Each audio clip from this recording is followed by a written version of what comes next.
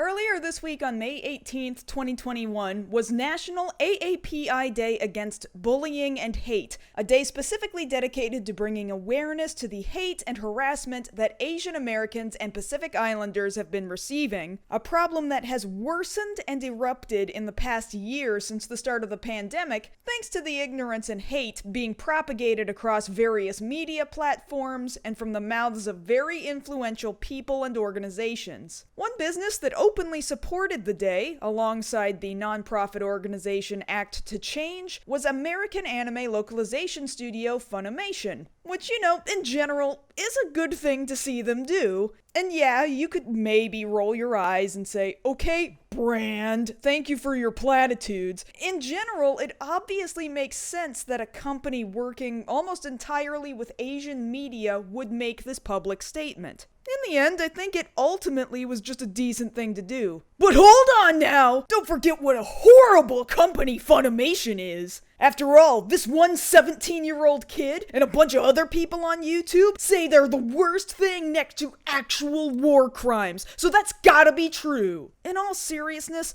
I don't know why I bother looking at responses to perfectly harmless tweets from Funimation, because the replies and the quote retweets are never anything but a bunch of really angry, reactionary, completely unreasonable responses, either from people who legitimately believe the anime localization industry works in some way that it doesn't, or they've been deliberately misled by culture war YouTubers who are just trying to stir up outrage among anime fans in order to gain your clicks. So frankly, maybe there's no point in trying to clarify how horrifically misinformed the masses are about what even happens in localization. Trying to speak to an army of outraged, anti-woke kids about how their favorite YouTubers are purposefully lying to them is likely about as good as lighting a match in a hurricane. But damn it, it's just kind of upsetting that the misinformation just goes totally uncontested. There were a number of responses to Funimation's tweet that show a pretty wide span of problems, each one of which could likely be expanded upon in quite a lot of depth individually. But given I just wanted to specifically talk about the unmitigated, seething hate surrounding this one tweet, I kind of just wanted to put my focus on a small handful of responses people were giving, because it's just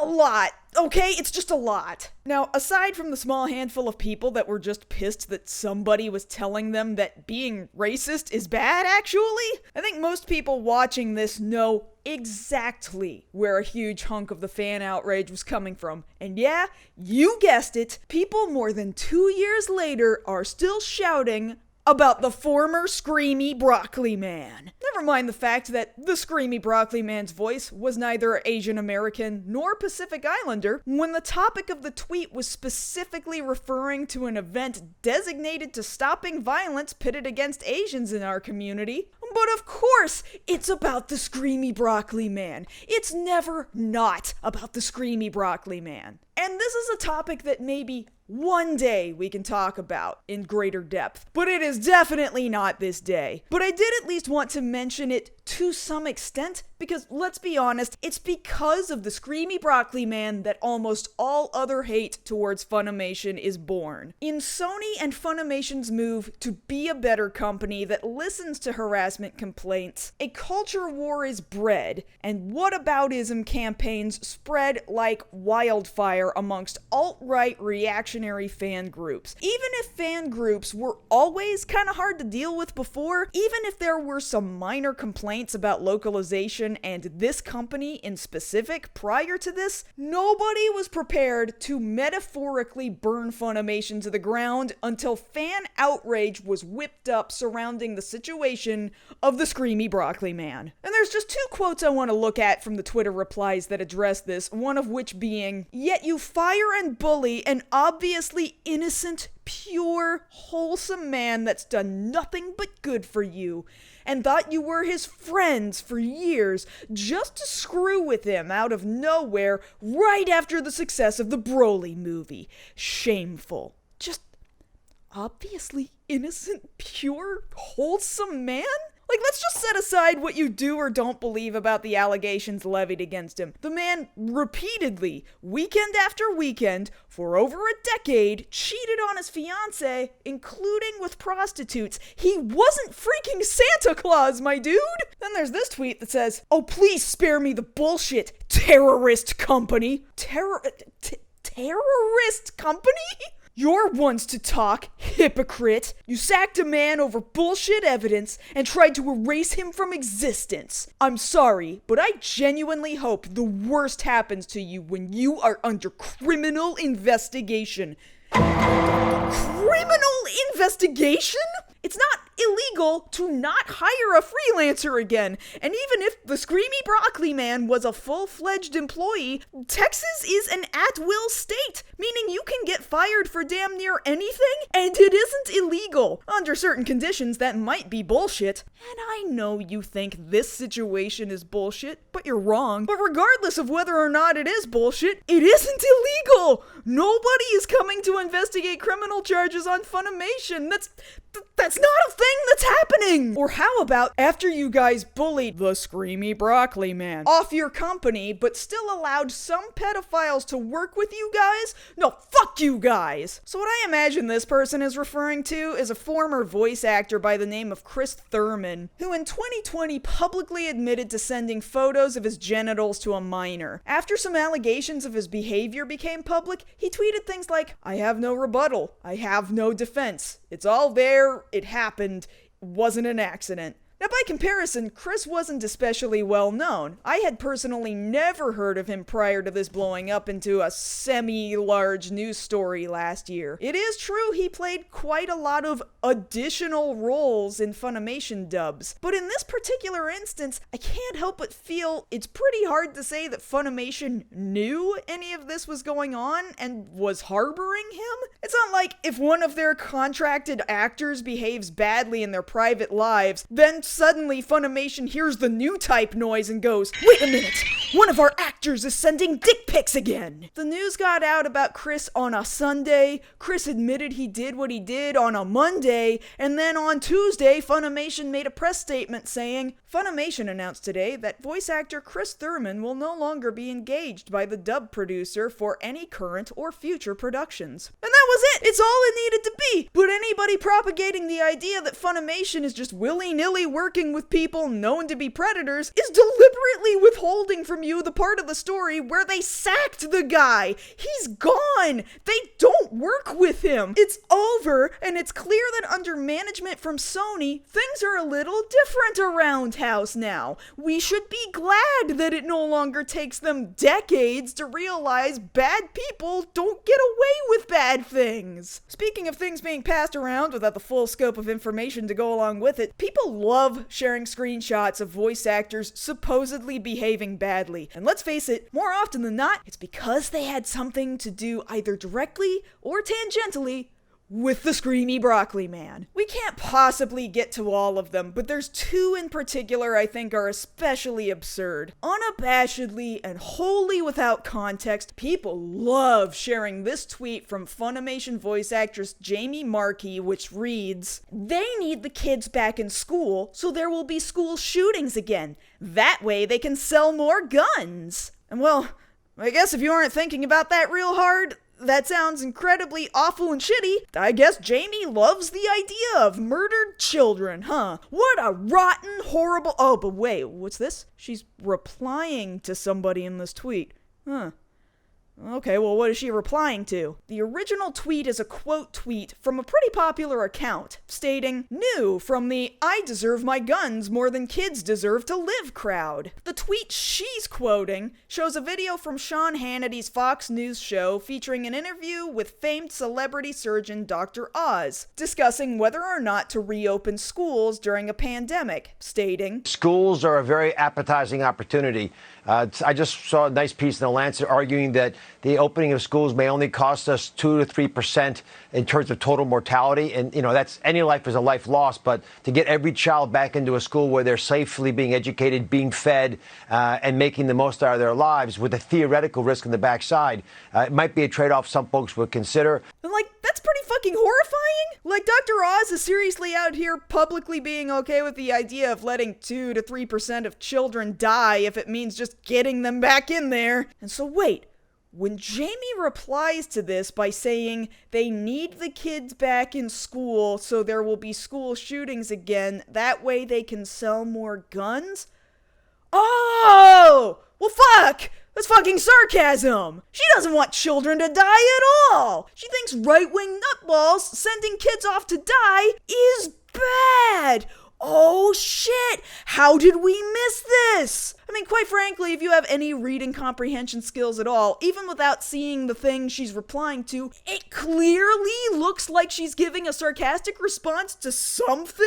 But somebody told all these kids not to look at the context and to trust them when they say, look at what this bitch said. She literally wants children to be shot. Tweet 2 also involves Jamie. They take a tweet from some guy saying to her, help free Hong Kong if you aren't just virtue signaling.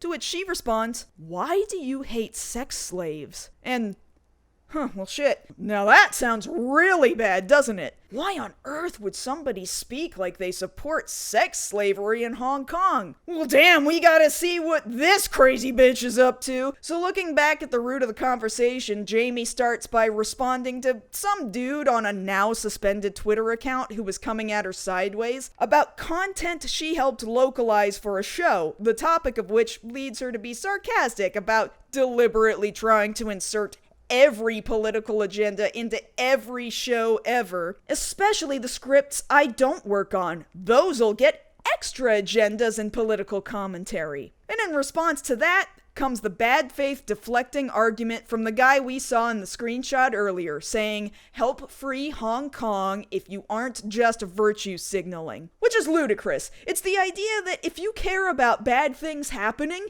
you should always be talking about all bad things that are always happening all the time and never stop actively working to make those bad things in our society and the world go away. It's preposterous and they know it because no human being can be 100% on all the time when it comes to every human activist issue happening all at once. It's something people say to make themselves feel better that they aren't as active about things as they could be, or maybe even that they're masking that they don't in fact care about anything at any time, let alone all the time. So now we get to Jamie's well-screenshotted response. Why do you hate sex slaves? And in total fairness, the guy responds with, what does this even mean? And yeah, I'm not gonna lie, with no further communication, the tweet is just kind of weird and out of place. What does this mean anyway? Well, luckily for us, Jamie actually has a response. If you're not virtue signaling, then you should support stopping sex slavery.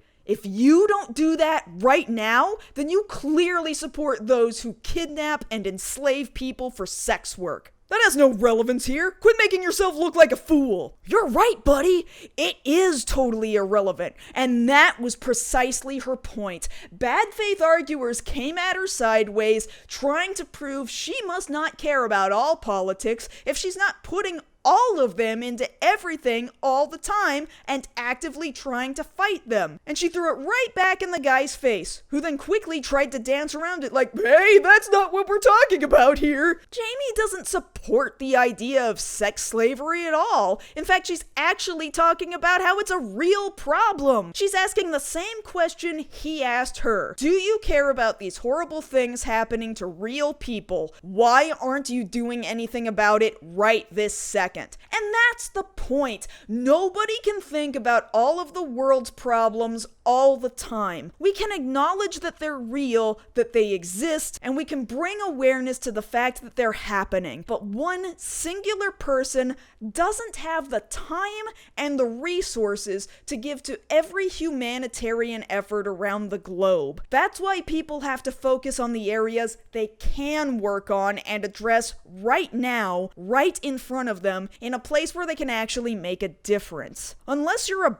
billionaire philanthropist or a large humanitarian organization, you as one singular human being do not have the manpower to tackle every specific problem in the world. But hey, we all hate Jamie, right? So it's way easier to just take a look at one singular part of the conversation and make it look like she supports sex slavery, because it makes you feel better about your raging hate boner that you just can't seem to get rid of. And they do this all the fucking time. It doesn't matter what their target actually said. It doesn't matter what the context of what they said was. If you're the target of a culture war, your absolutely best intentioned words will be used against you, even in a situation where the actual topic of discussion is, hey, maybe don't be pieces of shit to Asian people. I think one of the few fair things that came up in Funimation's Twitter replies were people bringing up those super hella old Dragon Ball Z leaked outtakes.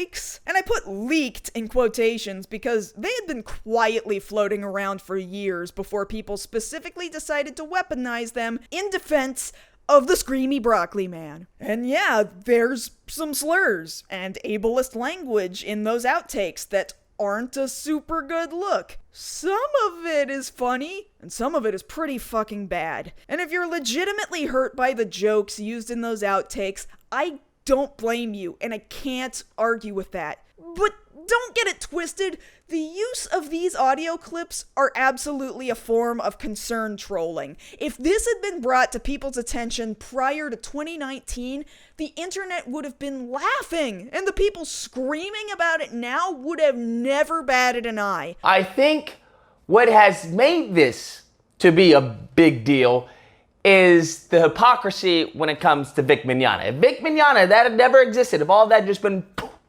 gone, I don't think people were just like, oh my God, I can't believe they said this, ha ha, he he, and everything would have moved on. But no, that didn't happen. I think people are like, yo, we want our pound of flesh. We want our pound of flesh. And quite frankly, outtakes like these were par for the course for that time period. The outtakes from the anime Berserk also feature homophobic slurs. The English dub of Cromartie High features homophobic slurs. While those slurs were never okay to begin with, they were around a lot in the early 2000s, and people weren't getting told enough, hey, maybe don't do that, that's not cool. But nobody's attacking those properties or the people who worked on them. Why?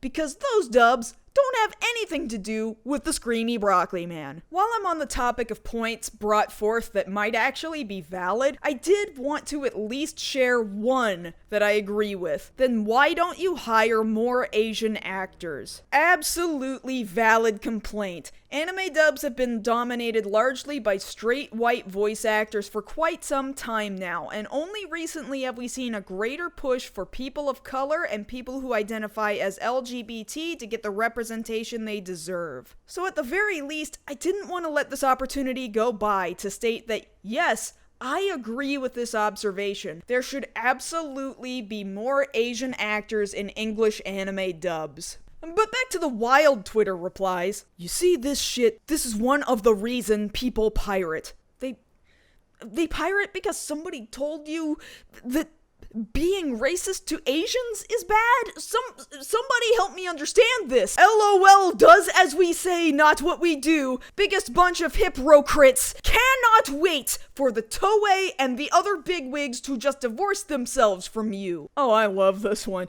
How many of you out there have heard that Toei is apparently so mad with Funimation over the firing of the Screamy Broccoli Man and the leaked Dragon Ball Z outtakes that they were going to totally sever their ties with Funimation and remove the Dragon Ball and One Piece licenses from their library? How many of you have heard that? Where did you hear it from? Who was your source? Was it a YouTuber? Was it an outrage baiting culture war YouTuber? Because they were fucking lying to you. There has been no direct source of that rumor.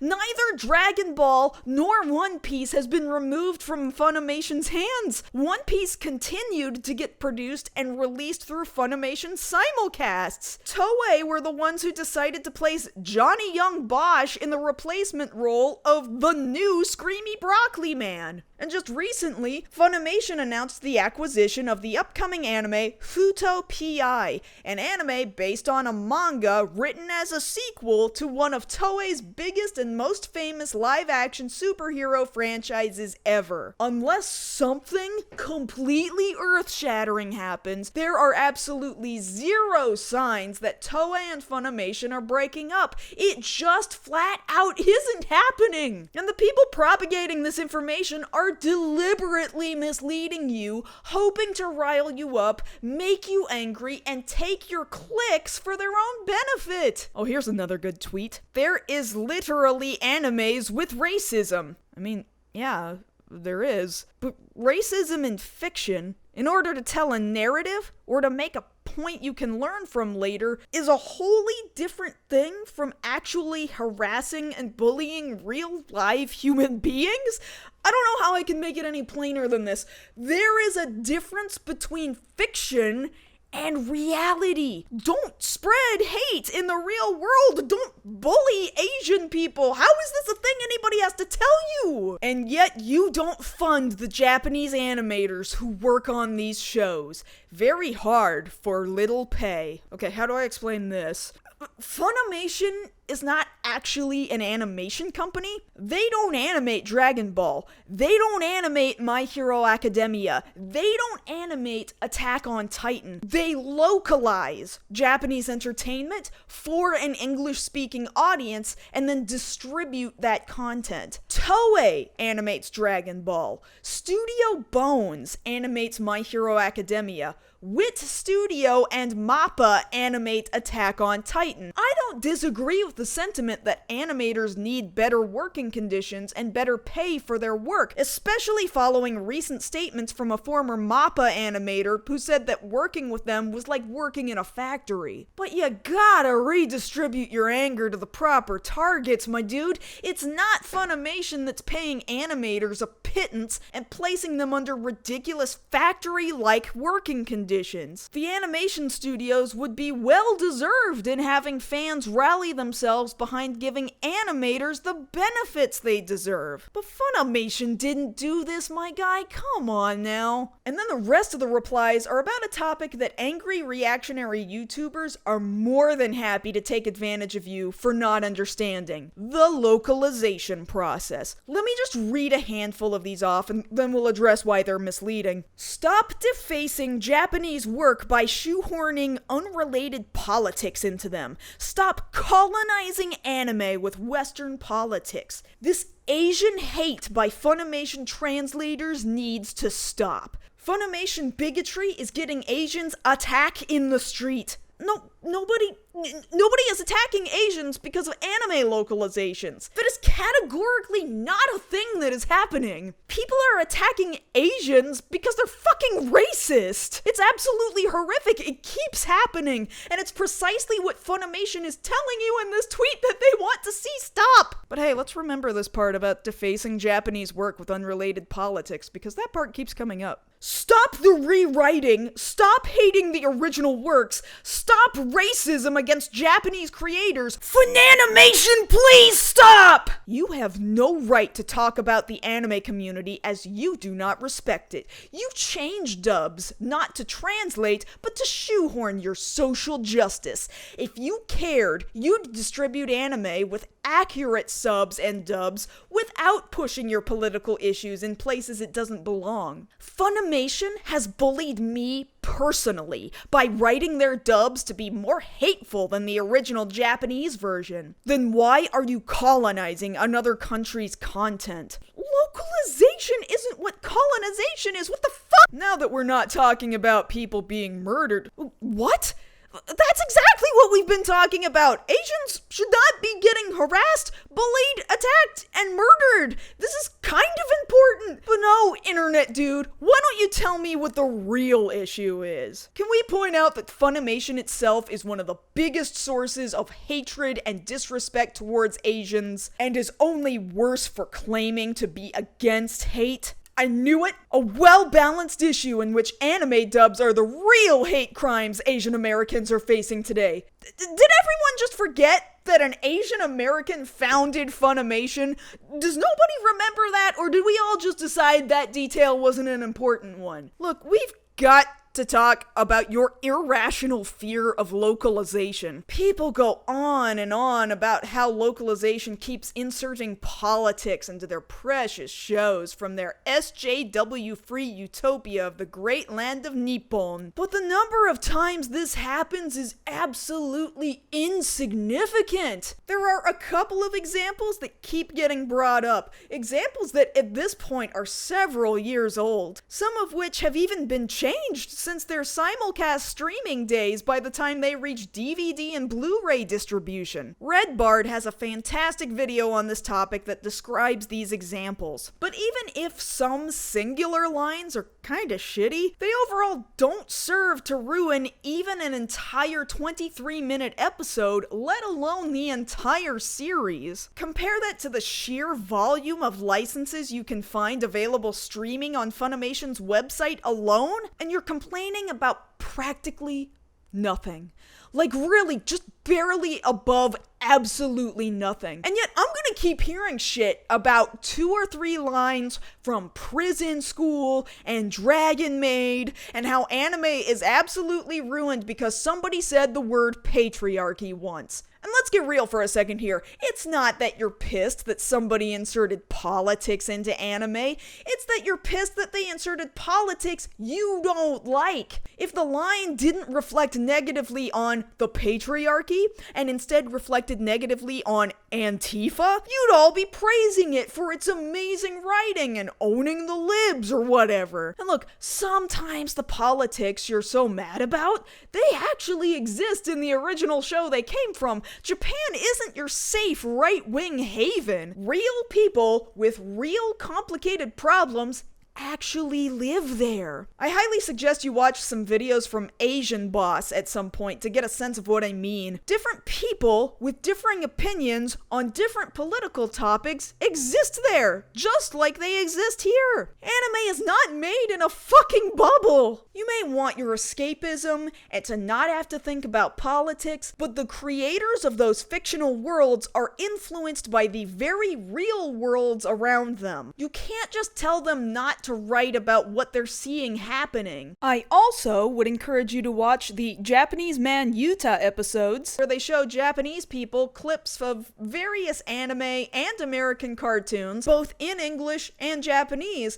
and shock and surprise, sometimes people like it better in their native tongue, and sometimes people really like how it sounds in English, because Japanese people aren't just one blanket idea walking around like a fucking hive. They're individuals with individual thoughts and feelings. To think that people think Japanese people are upset about what American localization does with anime is absolutely absurd. Things usually don't just slip by without the express approval of the client. The client trusts the localizer. The localization team has several eyes on the script. There's a translator, and then there's the input from the client, and then there's an editor, and maybe sometimes the client is emailing you with updates about what terminology they want used where. Funimation is more than likely not just going completely off the rails and making their own decisions on how to write and rewrite things. And even if they did, even if you don't prefer that decision, it's still with the consent of the client. Are the shows making money by being distributed in another region? Then they probably aren't gonna care that one character in one line of one episode of one show made a quip about the patriarchy that one time. You can't possibly think that the rights holders are actually mad about any of this. So look, at a certain point, if you're that mad about your perceived wrongdoings of localization, I hate to tell you this, but you're just gonna have to learn Japanese. Just cut out the middleman entirely. You can do it. People have learned Japanese just to watch anime, and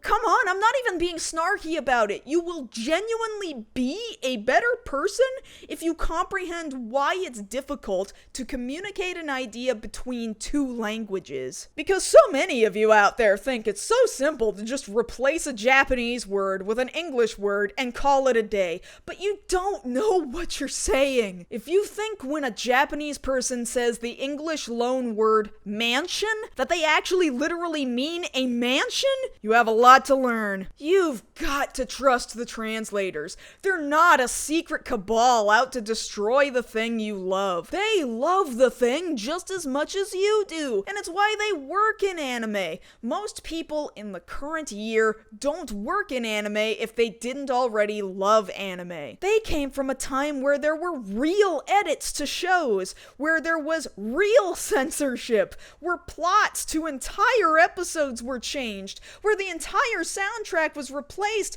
where episodes were cut for sexualized imagery and naughty language. We fought for so long to get to where we are today. The cuts we received in anime 15 or more years ago were horrifically more offensive to the original material, and in a matter of just a few years, we've let outrage-baiting YouTubers convince their audiences that entire seasons of entire shows and the entire companies that produce them are completely ruined and unwatchable and deemed worthy of piracy because they said one sentence that you on a personal level did not agree with. Unreal. Absolutely unreal. Too bad your voice actors are responsible for whipping up hate mobs. Ludicrous. Are you seeing these YouTube results? Do you even see them? Because hundreds of thousands of outraged people are listening to a handful of dudes milking your anger for hate clicks to gain them views and ad revenue and super chat bucks. Look, they've even got you willingly out here tagging those people into Funimation's tweets so they can piggyback off of this. They've got you wrapped around their little finger, and they're deliberately lying to you and misleading you. They know exactly what they're doing, and they're making the community a worse place for it. And in all of this, nobody is actually concerned about what's happening to Asian Americans and Pacific Islanders. Nobody's talking about what's actually happening to them. Instead, they're mad about an Italian American who voiced their favorite cartoon characters, about some random predator that already got sacked immediately after Funimation learned about it, about out-of-context tweets from other voice actors who are actually saying pretty compelling things when you know what the hell the context is, about some shitty outtakes from over a decade ago before Sony ever stepped into the picture, and about some perceived attack on your personal political thoughts and opinions that some kinda sorta charismatic dude on YouTube told you is destroying the thing you love. And look, I get it. I'm also sitting here on YouTube telling you what I think about this. I beg you not to treat me like a primary source on this subject. I've included links to a number of the stories I've cited in the description below, so I encourage you to read up about a number of these things. Find other sources. Find other people and news articles talking about these topics. If you're getting your facts from angry, heated sources on YouTube, I am pleading with you to step back and verify it with other sources, and not just the ones that validate your opinions. If you're getting your news from people who regularly use vocabulary like beta, cuck, the libs, leftist agenda, SJW, woke, cultural Marxism, virtue signaling, culture war, or any other variety of similar words, please find another resource. These guys do not have your best interest at heart. They know they're riling you up. They know they're making you angry on purpose. They don't care about you. They don't care about the industry. They don't work in the industry. They aren't industry insiders. They're not investigative reporters. They just want views and money. That's it. You're a number and some ad revenue to them. Nothing else. And if the anime community eats itself alive going to a war that they wholly manufactured, that just means more clicks for them. Clicks they generated all by themselves.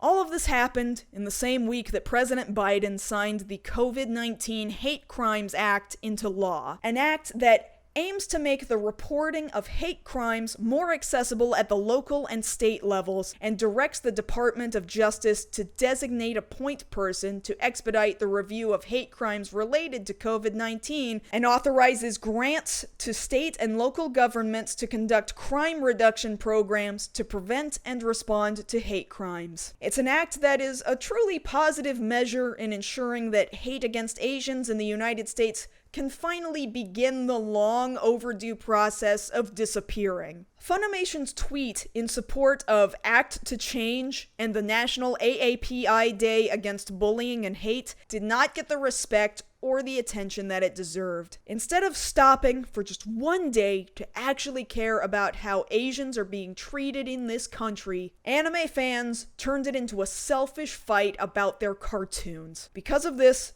I strongly encourage you to make a donation directly to Act to Change, a nonprofit organization working to end bullying in the Asian American and Pacific Islander community. You can find a link to their donation page in the description below. I have made a small donation, and I hope my audience will be moved to do the same.